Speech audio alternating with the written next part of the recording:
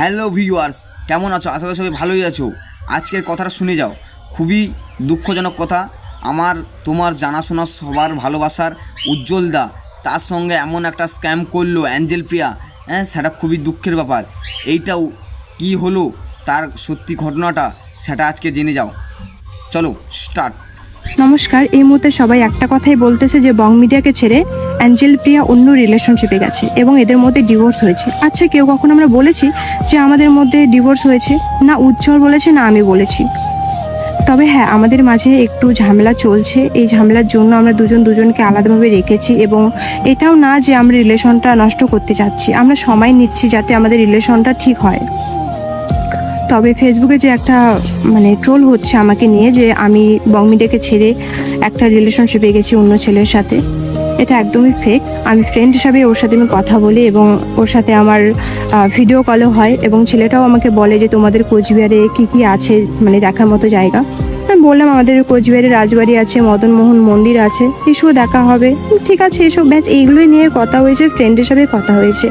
আর আমি তার গার্লফ্রেন্ডকে একটা কথাই বলবো যে বোন দেখো, আমি তোমার না সংসার ভাঙতে গিয়েছি না কিছু, না আমি তোমার বয়ফ্রেন্ডের সাথে আমি রিলেশনশিপে গেছি। আমিও এক রিলেশনশিপে আছি, থাকা সত্ত্বেও আমি চাইবো না যে আমি অন্য কারোর সাথে আমি রিলেশনশিপে যাব।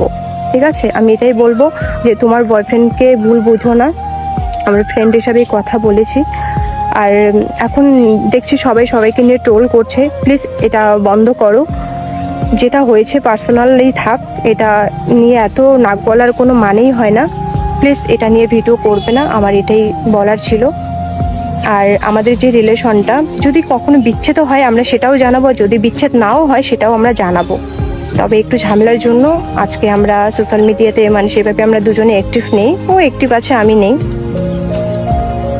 আর বং মিডিয়া পেজ থেকে যেটা ভিডিও শেয়ার করে, মেয়েটা যে ভিডিও করেছিল সেই ভিডিওটা বং মিডিয়া পেজ থেকে শেয়ার করে। এটা রাগ হওয়ারই কথা, যে রাগের মাথায় ও করেছিল। সেটা আমাকে বললো যে এটা রাগ করে আমি করেছিলাম। ঠিক আছে, আমি বুঝতে পেরেছি যে আমি একটা ছেলের সাথে ভেবে যে লুকায় কথা বলি সেটা স্বাভাবিক।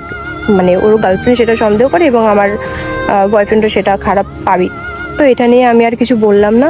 তো সবাইকে আমি এটাই বলবো, না ওই ছেলেটাকে নিয়ে গালাগালি করো বা ওকে নিয়ে ট্রোল করো, ওই মেয়েটাকে নিয়ে ট্রোল করো, না আমাকে নিয়ে ট্রোল করো, না আমার বং মিডিয়াকে নিয়ে ট্রোল করো।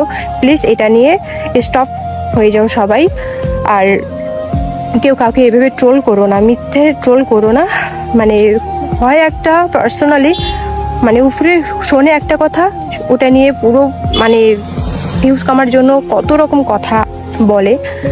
আমার এটাই বলার ছিল, আমাদের ডিভোর্স হয়নি। আমি ওই ছেলেটার সাথে কথা বলেছি, আমি না রিলেশনশিপে গেছি না কিছু, জাস্ট আমি ফ্রেন্ড হিসেবে কথা বলেছি। আমি এখনো বলছি। আর বোন, আমি তোমাকেও বলবো যে আমার জন্য রিলেশনটা নষ্ট করো না, আমার জন্য রিলেশন নষ্ট করো না। আমি তোমার বয়ফ্রেন্ডের সাথে রিলেশনশিপে যাইনি, তাই দুজনে এক হয়ে যাও। ঠিক আছে, আমার এটাই বলার ছিল।